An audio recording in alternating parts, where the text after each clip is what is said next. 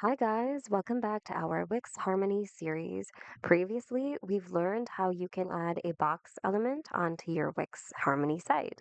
Now we're going to learn how you can attach elements onto your box element. Let's get started.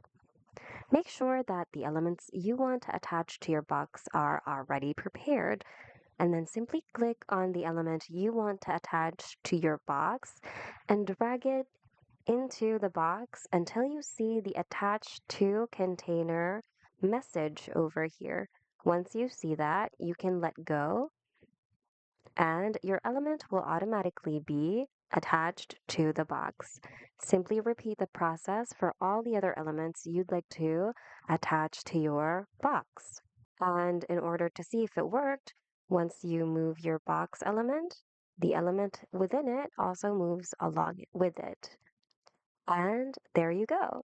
Hope you found today's video of help. If you need more Wix tutorials, check out our channel and consider subscribing as well.